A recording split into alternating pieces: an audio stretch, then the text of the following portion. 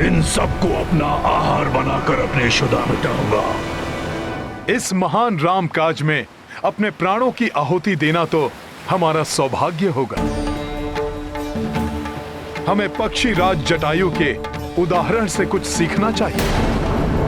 प्रभु भक्ति की पराकाष्ठा के प्रतीक महाराज जटायु के परम त्याग की चर्चा मुझसे भ्राता लक्ष्मण ने की थी कि कैसे अपने प्राणों की चिंता किए बिना माता सीता को मुक्त कराने के प्रयास में उन्होंने अपने प्राण तक न्यौछावर कर दिए।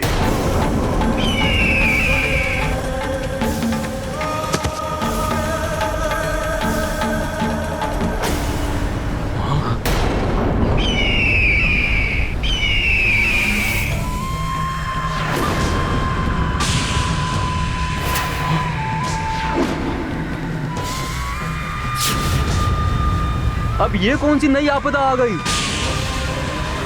इतना विशाल काय पक्षी, कहीं ये हम सबको खाने तो नहीं आ रहा?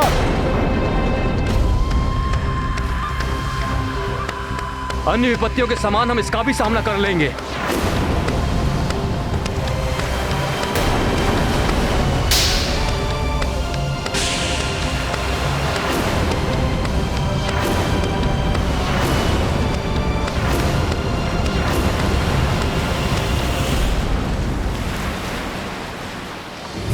तुम अभी जटायु की बात कर रहे थे, क्या हुआ उसे?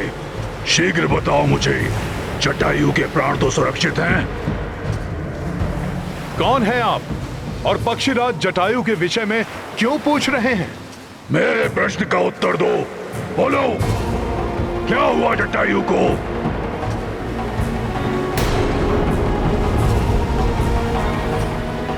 धीरज रखिए, मैं विस्तार से आपको सब बताता हूँ। अयोध्या नरेश महाराज दशरथ के ज्येष्ठ पुत्र श्री राम की पत्नी का हरण कर दुष्ट रावण उन्हें अपने पुष्पक विमान से किसी गुप्त स्थान पर ले जा रहा था। तभी महापराक्रमी पक्षीराज जटायु की दृष्टि रावण के इस दुष्कृत्य पर पड़ी। उसे रोकने के लिए उन्होंने अत्यंत तीव्र वेग से उड़ने वाले रावण के शक्तिशाली पुष्पक विमान की गति का सामना किया। रुक जा दुष्ट रावण!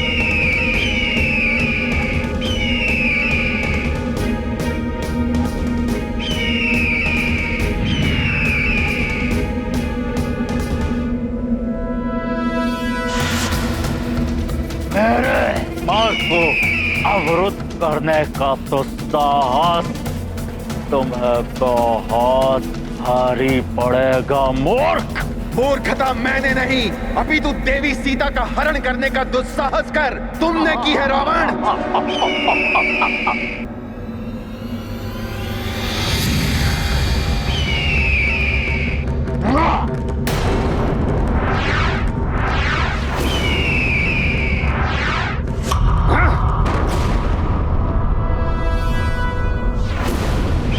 मुक्त कर दो देवी सीता को।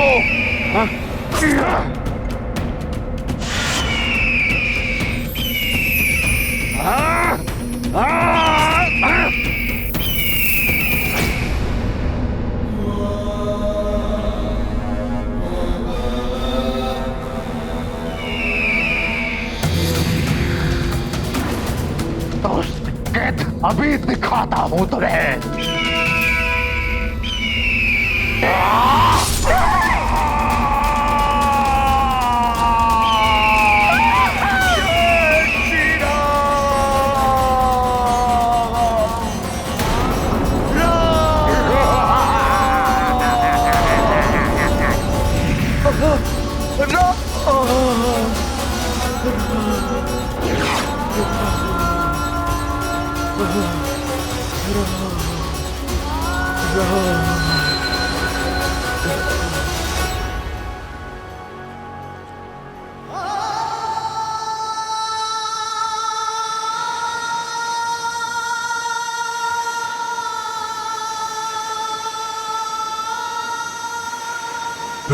फिर क्या हुआ उसे? फिर उस क्षत विक्षत अवस्था में भी महाराज जटायु ने असहनीय कष्ट सहकर भी अपने प्राणों को अपने शरीर में संजो कर रखा और प्रभु श्री राम की प्रतीक्षा करते रहे। जब अपने भ्राता लक्ष्मण जी के साथ प्रभु श्री राम माता सीता को ढूंढते हुए उनके निकट पहुंचे, प्रभु को इस घटना का संपूर्ण विवरण देने के पश्चात ही जटायु जी ने अपने प्राण त्याग दिए।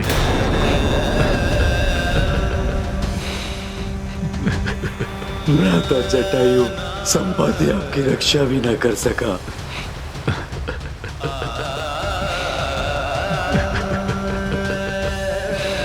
संपाति जी,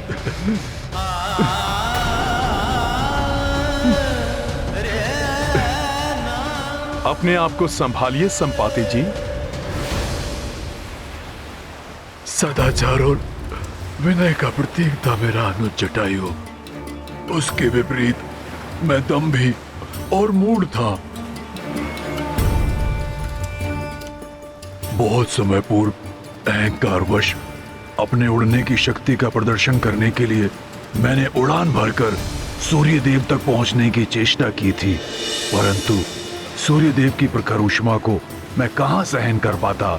उनके समीप जाते ही मेरे पंख झुलस गए और पंख जल जाने के कारण उड़ने में असमर्थ हो मैं यहां आकर गिर पड़ा। उस दिन के उपरांत मैं कभी उड़ान नहीं भर पाया। मृत्यु मेरी होनी चाहिए थी, मेरे शूरवीर भ्राता की नहीं। अपने पंख खोकर तो मैं ये निरर्थक जीवन जीने का इच्छुक भी नहीं था, परंतु तभी मेरी भेंट मुनि निशाकर से हुई।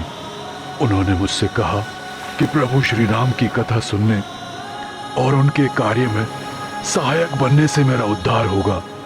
तभी से मैं इसी प्रतीक्षा में यहाँ स्थित हूँ, और वैसे भी पंख रहित असहाय अवस्था में मैं जाता भी कहाँ। संपाति जी, मेरा सुझाव है कि आप सर्वप्रथम अपने दिवंगत भ्राता को तर्पण देकर उनकी आत्मा को शांति प्रदान करें। उसके पश्चात ही हमारा आपसे सहायता मांगना उचित होगा।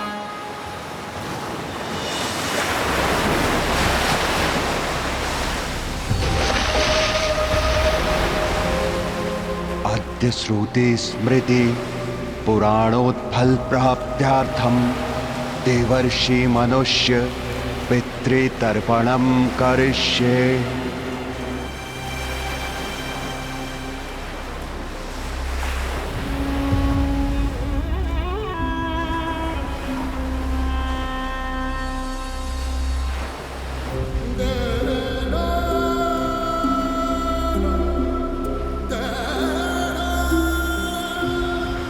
प्रभु तुम्हारी आत्मा को शांति दे जटायु।